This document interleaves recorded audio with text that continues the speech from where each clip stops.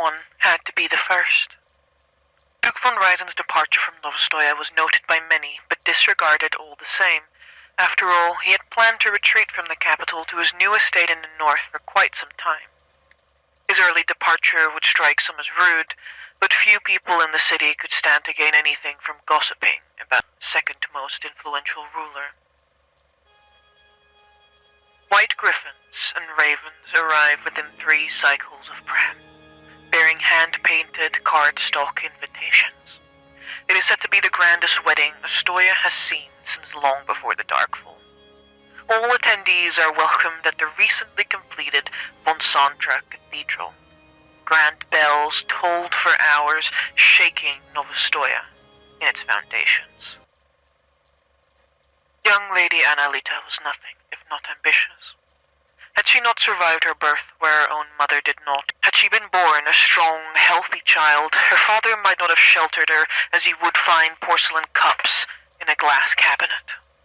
Had she not spent her entire youth in and out of the hospital that her father had constructed for her, being subjected to radical treatments that he had developed for her, then perhaps she would have had a chance to live, rather than feeling like she had done nothing but survive. Her entire life, from schedules for medication to tea parties and even potential marriage candidates, had been written with the ink having dried long ago. And that is when he came along. You see, words of his exploits had reached every sitting room in Hightown. He was young, dark, lacking in the proper etiquette, the women would say, though none could deny that their cheeks colored when his eyes wandered where they should not. Baseborn, her father would spit, as though that had meant anything. She knew that we all bled the same. No amount of money or good pedigree had saved her from being interred on a ward for her entire youth, barred from even interacting with other children who had similar ailments. No, Morgen was her answer to her predicament. A silent rebellion, a fantasy. One that became a reality, thanks to the city below. Her father's eagerness to promise her a way to him should have told her enough. He was planning something, for she could not believe that he had changed his mind so quickly. Had Morgen any chance at all? The odds had always been against her, but she had pulled through every time, and so she waited. Quiet, demure, stately, as a lady should be. Always listening, though, looking for answers, exploring the depths of the betrayal that had taken root in the city. And so she would soon come to learn that it was not just her and her father who were leaving the city post-haste. Many of the older houses had been planning to leave Novostoya for lands up north. A strategic decision, perhaps. Or was there something else at play? With their motives not yet figured out, he had returned within a 10-day of his departure. He was seated on her windowsill on a crisp morning, waiting for her to stir from her slumber. But he was different, changed by the city below. But Annalita did not fear change. She embraced it and promised herself to him anew. And things moved quickly then. First, they took the Duke, and with him came the answers. It was quite simple. A good bargain, some might even call it. One entire city in exchange for the answers to the war they could not win. In fact, the old wars that were to come.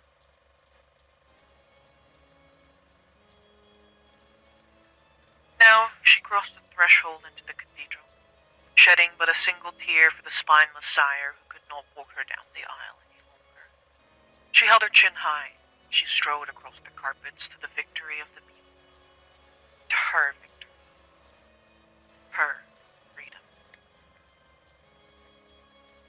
Klaus, as he was now called, had offered her a carefree wedding day, a feast with wine and music and the merriment in knowing that all would pay their dues.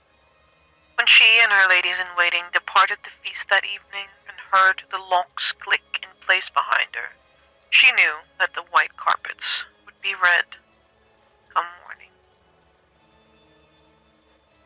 He had her drink the elixir later that night, fulfilling his promise of a life free from ailment. She was the first of the Crimson Council, a new governing body that put Astoya first.